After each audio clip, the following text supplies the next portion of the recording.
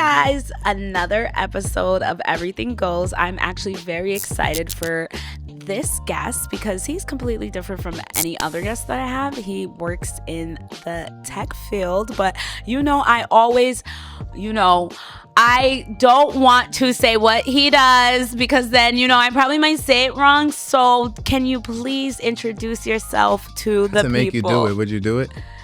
Oh my God. I'm gonna do it. I would, of course. I would say you're a tech entrepreneur. Absolutely, yeah. Hey guys, I think that was the first time that I ever actually got it right, because sometimes we're like, no, I'm actually a curator, or I'm this, or I'm a director.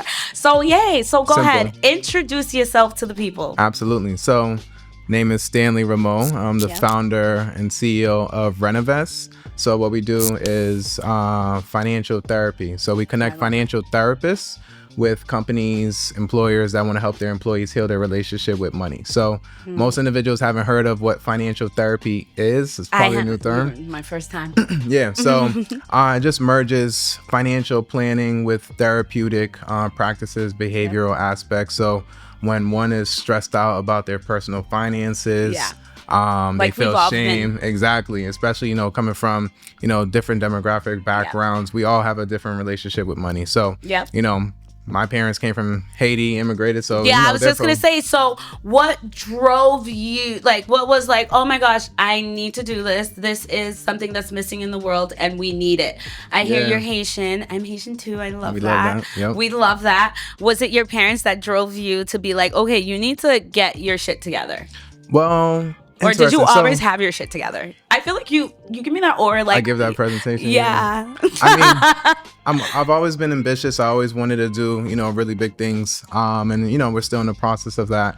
I honestly just accidentally came across financial therapy in this space. So I was focusing on, creating an app focused on financial literacy. And so silver lining 2020, just like most individuals, I started day trading during that time. The market was extremely volatile. Yeah. So you seen Bitcoin going up and down. Yeah, everybody was in crypto, right? GameStop, all of that. People were becoming millionaires overnight. Literally. So, prior to that, I started, ended up saving some money. I was like, okay, I have a little bit here. I want to actually start putting, pen into paper, start practicing and joining in on the conversations about investing. It was very active. I think during that period, 2020, moving forward, a lot of, Black investors were starting to invest in it. It was actually individuals 40 and younger were investing at a higher pace at a point than white investors and so forth. So, I started following different investors on, social media and Discord, Slack groups. And so ultimately the original idea was to aggregate financial influencers that you'd see on TikTok and Instagram that you can actually trust. Yeah, because a lot of, poly schemes. Yeah, exactly. There's individuals that don't make $100,000 with me in 3 days. Yeah, I'm like, how is this possible? Right. How? And so you don't want to entertain that because it's no, I have to pay you $1,000 to be able to try to make $1,000. It's crazy. Yeah, So, I never really understood that. Yeah. But hold on, before we get so deep into that, did you go to school for what did you go to school for? Yeah. Did you go to college? Your background? Yep. So I graduated Bentley University. Yep. Oh, nice. Oh gosh, business school. Nice. One of the top business schools. So we love that. Shout out to Bentley. We love that. Great parties too. Great party. Yeah. Did you host some of the parties? Honestly, we can just want to know. I started one of our first businesses, me and my boys at Bentley. We started this promoting group called Cash Flow Entertainment. A lot of individuals don't know that. Yeah. So our freshman year, we did our first party at Rise Club. Nice. As a Black man. Yeah, in Back Bay. So we had 7 individuals, all, Black individuals, and one. We had our first lady. One woman who was in the group. Nice. So we did a lot of dope parties in the city outside of the actual campus. So that was kind of the first taste of business, entrepreneurship, negotiating, different particular opportunities. We thought we might do this after, but we all transitioned and did our own thing. So so you graduated from there? Graduated from Bentley University. Yep. And so how was that transition? Because I know working in the finance world, when you leave school, they're always like, oh, you're gonna get a job easy. Was it easy to get a job in the finance world when you graduated from Bentley too, which is a really top good school? Yeah, I mean, I originally, even before I got into Bentley, used to do these different programs where did a program at Bryant University out in Rhode Island. Yeah. So partnering with PwC, top accounting firm. Yeah. I thought I was gonna go to business school, like do accounting. Yeah. I hate math. I switched my major so quick. So, so what was your major? Transition to marketing. Oh, and so, nice.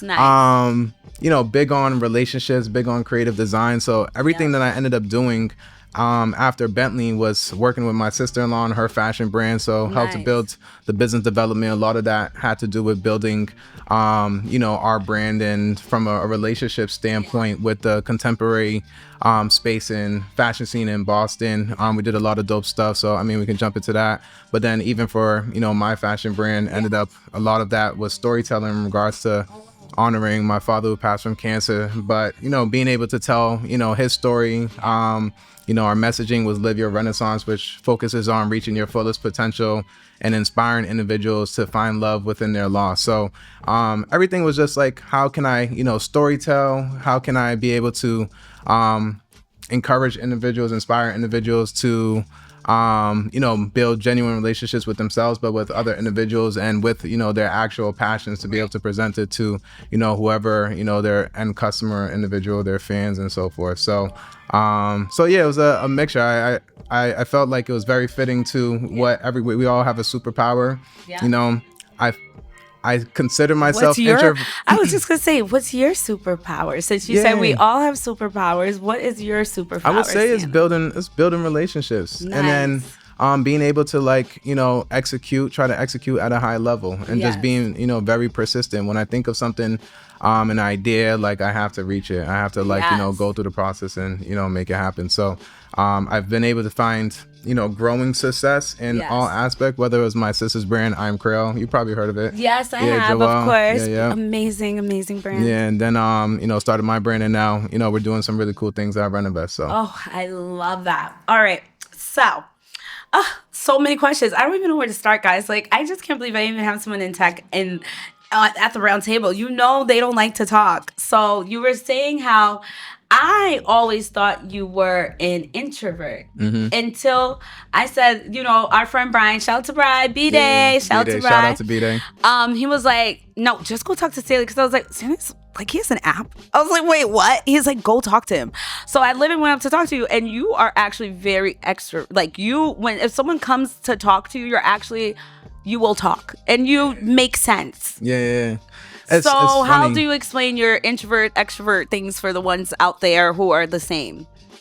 Yeah, for a while, I think one of my high school friends ended up mentioning that I was introverted, and I didn't realize. I didn't pay too much focus into it, but I grew up with like 8 of my boys, Bri, you know, also friends that I met since he was 8th grade and I was in 9th grade and so forth. But I felt like all of my friends were way more extroverted than me. So I'm like, out of all these individuals, I'm the, you know, quiet, semi-shy, but they're like all friendly. I'm like, y'all some friendly ass. So they really are. And so I was like, how much do I really like people enough to like want to have a conversation with folks? So I just be in the background chilling, and then I used to just get the impression like, oh, he's stuck up or this and that. And it was just like, I was just chilling. I'm just a chill guy. You seen that meme? Yup, that is you. Yeah.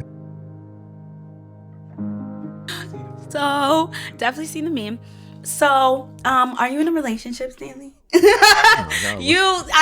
my iconic question. I always have to transition smoothly. You wasn't expecting it. It's iconic. It's a thing. I have to ask the question. Are you in one? The people want to know. They're gonna be in my DMs and be like, "Is he?" My girls are single. My friends, family, and fans. There's a lot of wonderful single Black women, or any color women. We're all women. We're amazing.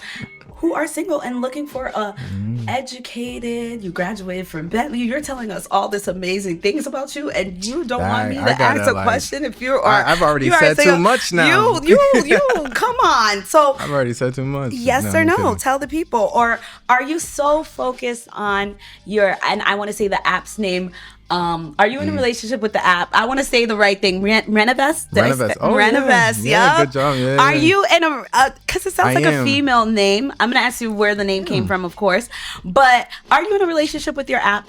I'm going to make it easy for him. I'm not going to put him on the spot too much. I am in a relationship with my app. Okay. I'm just, I'm not going to put just because we're still in the early stages. Yes. A lot of things to be excited about, but I mean, being a tech founder or being a founder in anything it's a lonely road. But when it comes to, someone that I want to, whether it's like, being in a relationship with and so forth, I want to put in a certain level of energy, effort, 100%. Okay. And so you are a king.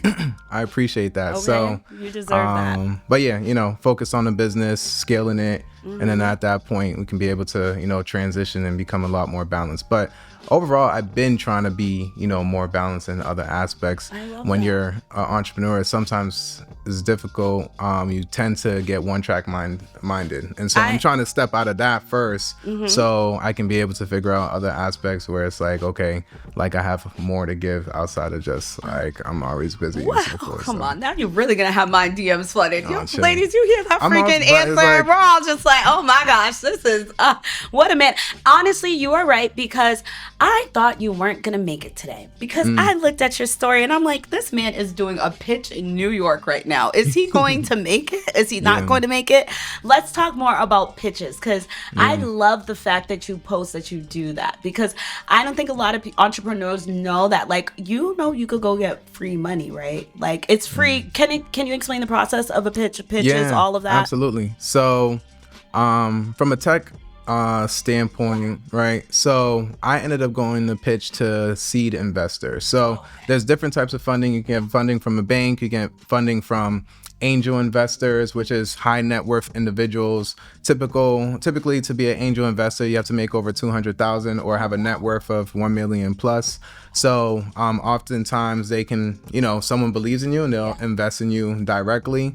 What I was pitching to was a group of angel investors where they then decide if they want to, fund that business. But it was one of one of the celebrated programs I'm a part of where they provide mentorship, focus on improving the pitch deck. And then we have something called a demo day, which is a pitch day. And so that was out in New York, which was super dope. Myself and 8 other entrepreneurs. So it was inspiring just seeing, the work that they were doing, the great companies that they were building. So I just felt very fortunate for that. So, I mean, we'll see, how that looks like from there. But 10-minute pitch, 5-minute questions. I was the earliest company. Some of the other companies already did revenue. We did our first bit of revenue, our first revenue milestone in January. So that's definitely give exciting. Us some numbers. So how do you get paid? Like, I'm sorry, I just need to know. Always hear I'm an entrepreneur, I do investments, I do this. So if you're investing or being an investor or doing that, how is the money coming back to you? Yeah, so the goal is if you're investing into other things. Yeah. So for myself, I believe in this so much. Like, I've been bootstrapping. Nice. So out of like savings, grants, we did get one investment, $25,000 from an angel investor. I know, that's right. Okay. So big money talk, not little money talk. Go ahead. Yeah, eventually, we trying to raise millions. So okay, yep. So that's the goal, is to raise our first round, which is 500,000, and then you just we're focused on trying to be a high growth, tech company. So next round might be 2 mil, et cetera. Yeah. So it's really those. So who do you say we? So you have a team. I do have a team. It's not just you. Yeah. So who is a part of your team? Yeah. So we have 6 individuals on my team. All built the team very organic. Nice. we just promoted our head of product to chief technology officer, which is big because if you're building a tech company, you need someone who's on the business side. Yeah, you need I was someone gonna say. building So the who product. do you need? If I was like, oh my gosh, I want to go into tech and I want to build my own tech company, we need this. Who is the most people to have on your team if you're trying to do something you need, like that? you know, the Do you have a visionary. lawyer? I Do you have two lawyers? I do have a lawyer. I have a company lawyer for sure. But you know, you need someone to build the product. You need somebody to sell it. Really. Yeah. Most companies start with just like two people who believe in the vision and make it happen, and then you add folks there. The other individuals on our team are just other engineers. My cousin Berlinda, who also heads over our sales. And I mean, when I started, how's that? I've gotten a lot better. Like I am Creole. Because I was gonna say your sister. So like, how was it working with family? Would you advise people to add a family member to their team? 50-50. Not because of only my experiences, but like you have to be able to separate the two. Like when I first graduated college, I was trying to buy bottles like Friday, Saturday, partying, and my sister's like, we have a fashion brand to run and you want to like leave the meeting a half hour and trying to go out. And so at that point, I didn't really understand it, but you know, it does take, you know, a lot, and that's like her baby, I Am Creole. So in the early parts, we worked together for about 4 or 5 years. So in the early parts, it was difficult, you know, kind of working. I used to explain like I'm like a New York type of personality and she's like a California type of personality. But she's taught me, so I'm just like, I'm like, you know, really extremely strict and so forth. But she's more like, I trust God and which is the best way to go. I actually learned a lot from, you know, working with her and not minimizing my anxiety or like my lack of patience, being an Aries, you know. I was like, oh my gosh, guys, bear with his dry humor, but he's not giving us any dry humor right now, which is amazing. Because you got at me before this, so I'm like, I was like, can we not do the dry? I get the dry humor, but I want people to know that you actually, we're actually friends. I was like, I want people to know the dry humor, it confuses people sometimes. Stanley, are we friends? Are you making fun of me? Or are you actually like, you know? I love the dry humor as a Virgo because we are hard to deal with. Everyone knows that. Virgos. Oh, yeah, Virgo? Oh, we might have to cut this interview short. I know it. It's hard. My sister-in-law's a Virgo, so I figured. Yeah, I'm like, we're great. We love so much, but we're difficult to freaking deal with. So that's why I was like, I understand the sarcasm, the shadiness in your tone sometimes, but real light. But you are so genuine. I appreciate that. So genuine. So, since you're on the team, are you the boss? I am. Yeah. So you're the CEO. I'm the CEO. Yep. Damn. So since you said it was organic and genuine, all the people that work with you, so is it hard to tell someone when they're effing up and when they're slacking? It's a great question. When I was working with my sister-in-law, our team was very like close. It was a mixture of family and like really close friends. Yeah. So it's easy to be like, just say how you feel and just like crash out a little bit. And I was a crash out for sure, especially like Aries, y'all are hot-tempered. I'm very hot-tempered. So, but I learned how to, you know, be more patient, understand individuals' pressure points, their particular triggers, you know, while working with them. And respect is the biggest thing. So, do you know how you said that you used to like pop off? Do you feel like that was kind of like anxiety instead of, you know how anxiety shows in different ways? Do you feel like that was kind of your anxiety? Like, you know how some people cry, some people break down, and I feel like maybe I watched too many Kanye interviews when he was talking about fashion. That's what I was Oh, that was it. You're such a you do a little. You know, the most successful people have a little Kanye in them, so it's okay. You know what I mean? It's okay. I think what it was is I put a lot of pressure on myself, and so it was just like like you mentioned, like it's Renovest my first girl. It's just like again, one track minded. Is like I got to make this happen. You know, even when we was building I Am Creole, I'm like, we're gonna blow up and be a $1 million business in like 2 years. Like we never even really started. Definitely giving Kanye with that one. So yeah, and I think there's aspects in where you gotta trust yourself for sure, and like my resilience and my ability to take risks is, you know, on the higher end. But I didn't do a great job trusting in God, and I think that's what a lot with my sister-in-law was, you know, trying to teach me. With my fashion brand after my father passed, it was really a homage to him, more so than wanting to just build a great fashion brand. And so I wanted to be able to honor him, but, create something that also inspired other individuals and like the losses that they were experiencing and so forth. So I took a lot of patience in regards to just let that flow and allowed God to, make it what it was. So I try to now mix my high anxiety, like we need to like really be on it with Renovest, with like my patience with my team, understanding they have lives as well. So yeah, but ultimately you're still constantly learning, you're still fucking up sometimes. You just put your best foot forward and execute, make it happen. So one of my favorite lines is like, first things first. It's like really focusing on what's right in front of you. Like we have all these big dreams, but it's easy to get distracted to then try to reach that end goal, but you can't skip over everything it takes to kind of get there. You gotta scrub the floors. You gotta scrub the floors. Especially if you are the CEO of the company or whatever, you have to be able to be willing to wear every freaking hat. Like sometimes you will be the one scrubbing the floors, you will be unclogging the toilets, you will be the one doing the worst of the worst jobs. But I feel like you have that grit in you that you're not gonna let anything stop you. Absolutely. Yeah, I love that. I appreciate it. Where do you see yourself in 5 years? Yeah, great question. I'm like because I transitioned to that first things first, I like tough to think about that, but talk my shit a bit. Like we really do want to be a multi-million-dollar company. So wait, so hold on real quick.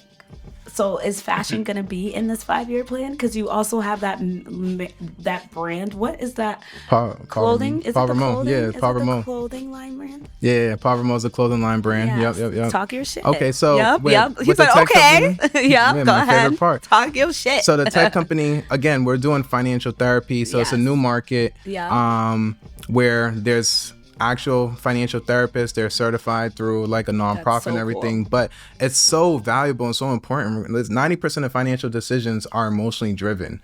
And so everyone, whether you don't got money, you got money, there's reasons why if having a conversation with a financial therapist is important, and there's not a lot of them. So we want to be able to scale the market where we help be on the forefront of creating more financial therapists so individuals can have those conversations. We sell it to companies so companies can be like, you go to your job and be like, hey, I wanted to have a conversation with my financial therapist. I just spent $50,000 at the strip club. What am I doing? Literally, I love that. It impacts productivity, or in worst cases, you're let go from your job, and how often that happens. It's like, what do I do next? Who do I talk to? Like, and they can be able to provide, extra sessions with a financial therapist. So we're looking at ways. How many companies do you have invested in now already? Well, so we're having we're still pitching it. So we're having conversations about like 20 companies right now. I've built a large community or brand in Boston, so it's just based off of referrals. So we haven't even done like the outbound sales, so like just reaching out to folks yet. But we're having conversations with some really cool companies right now. So the next goal is to like start selling it to them. But outside of that, being from Boston, born in Mattapan, being entrepreneur, I always believe that. I think you mentioned in like your previous interview that I ended up watching, but like a lot of folks from Boston want to leave the city because they want to they think they can, build in New York or ATL or another, and they're like, very well probably can, but like I want to see individuals who are homegrown be able to be successful here. So myself and 3 other individuals, we created a social impact venture called A to C Boston, where we support. I love this.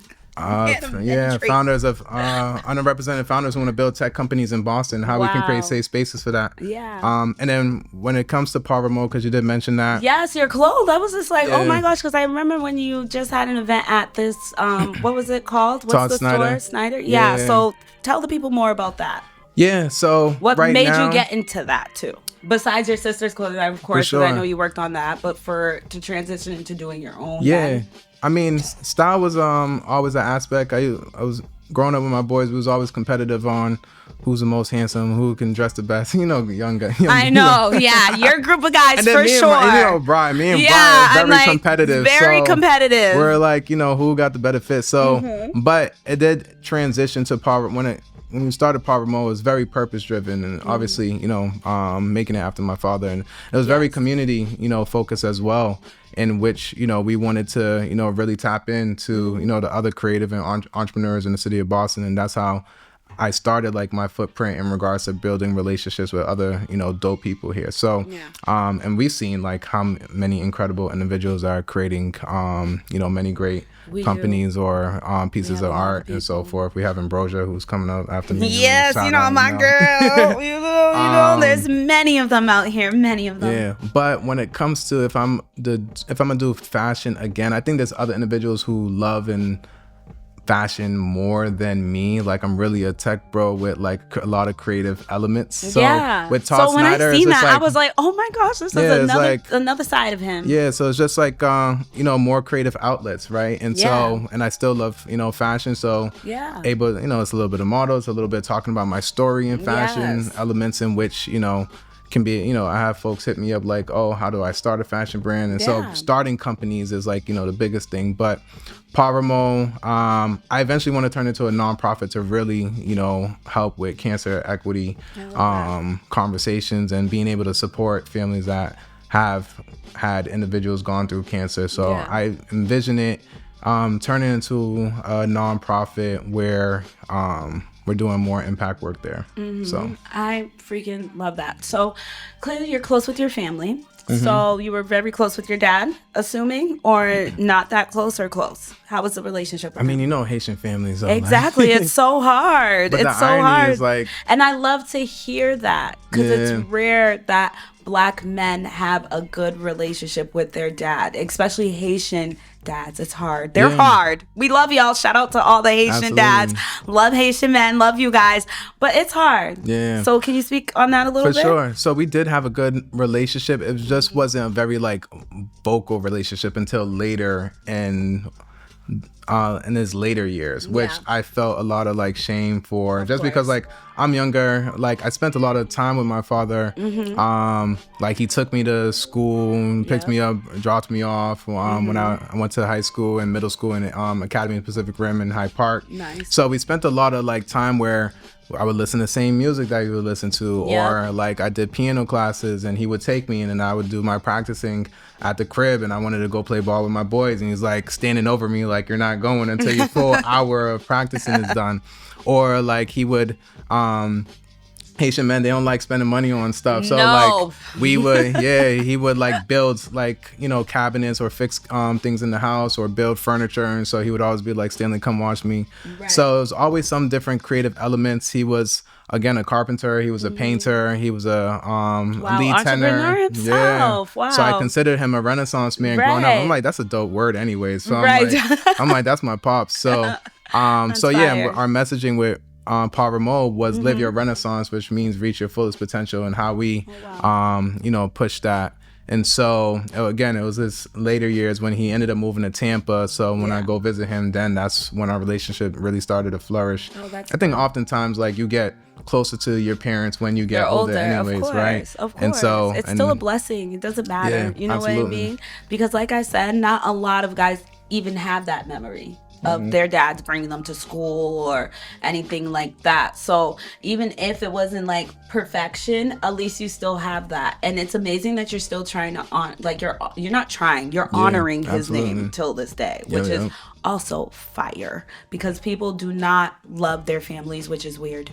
I I'm sorry, it's weird. After a certain age, you gotta just, okay, your mom's a bitch, your dad's terrible. It's like you just gotta power through, because it's like at the end of the day, they loved you enough to have you in this world. Enough, something that has to, as a mom, that's something. You know what I mean? Sometimes it's not enough, but at least it's something. Absolutely. Good to hear you have an amazing relationship. I don't know why you're such a good guy. Okay, so tell me something terrible about yourself. What's something you hate about yourself? I wish I had more balance. Ooh, explain that. I love that. That's real. Again, so I don't want to spend so many years just like reaching a dream or ambition or this particular idea, and time passes by and there's other things that you could have done more of. So more things that I want to do more is like travel, even spend more time with family and friends. So like I try to make it a point to, visit my siblings. My brother just had a daughter, so I'm going to visit. Her birthday's coming up in the end of March. So she's an Aries too. So we love that. We're going to train her. We're going to train her up. Oh my gosh, not another one. Oh, the women, they're great though. Feisty. That's for sure. So, create more balance and allow, more things to be able to embrace more things outside of just, from a business perspective, for sure. Nice. What would you tell yourself 10 years ago? Like your 10 years ago self, what would you tell yourself now? I know. Great questions. I know, guys. No pressure. Yeah, that's a great question. I think one advice that I'll say one advice that my best friend ended up telling me is that you're going to spend your whole 20 years just trying to figure it out, and give yourself that grace from like 20 to 29 to figure it out. By 30, like you should know what you want to do and just like push it through, It's been good. And then you'll still be probably trying to figure it out. But that was so important advice like midway, because again, you mentioned like that high anxiety, and it's just always like, no, I got to do better. I got to do better. Like there's a funny story. We'd be on vacation and they're like on my birthday. I think this was like, we were in San Diego and I'm taking a nap, and then he wakes me up like, bro, we gotta go. We're about to go to the bar and whatever. And I'm like, get the fuck off of me. Don't worry, I'm gonna have that money. I'm just like, why are you thinking about money in your dreams? I'm tripping on vacation. He tells me the story. He's like, that's that. After that, he was like, oh yeah, this one, he's gonna make it. He's gonna make it. He's over here getting chased. Yeah, so you are so Kanye. Let's not say it that too much. Like, all right, not too much. Not with the, Nah, that's my guy. Right. Sometimes more than that. Okay. But yeah, so it's always like so that was always what was on my mind and so forth. So it's difficult to let things or experiences or people in when it's just that one track mind. And so definitely want to be able to change that aspect, or to like I would tell them like, do other things. Enjoy your 20s for sure, because you won't lose that, right? And so which is the case right now. So oh my God, this conversation was so good. We could keep going and going. Everyone knows I can. But before we wrap this up, what would you like to tell the people? Is there anything you want to tell the people about the tech world, being a Black man in the tech world, and about anxiety, depression, death, anything? Like, what would you like to leave the people with? Yeah, I think the past like 2-3 after like my father passed, like I suppressed a lot from an emotional standpoint, and that impacted like a lot of just different areas in my life, I felt like. But I think the last 2 years, like I just allowed myself to like cry and feel more, and so it's okay to cry, men. Me and my boys, we have very vulnerable conversations. So Brad won't tell you this, but so we have a lot of like honest conversations, and we really support each other from that perspective. So I think that's something that should be, visited, all individuals, like men, women, to embrace having more vulnerable conversations with individuals, but making sure you have a circle that you can trust. Yes. And, I'm big on like my circle. So like, my friends, my closest ones, like make sure that I try to, sacrifice and, put out for them. And I understand that they will do the same. And then just other individuals in the city. Like I love like all the different talents. Like I try to just show as much genuine and love from that perspective. I may not talk a lot, but like you'll feel it. Yes, exactly. So yeah, just make sure, especially like life is crazy. So make sure people feel it, Yes, so exactly. Whatever you're thinking, make sure that, folks feel it. Cheers to that. Make sure people feel it. Yeah. Genuine is rare nowadays. This was so much fun. I appreciate it. Yeah. So are you gonna come back on the show or what? Did you like it? Yeah, it was good. I suggest everyone get on Cinderella's show. Okay, Like, what's up? come on, everything goes. We have fun here. It's amazing. It's great. I am such a fan. I cannot wait to see how big everything that you touch, I feel like just turns into gold. So just keep striving. Don't let the haters stop you.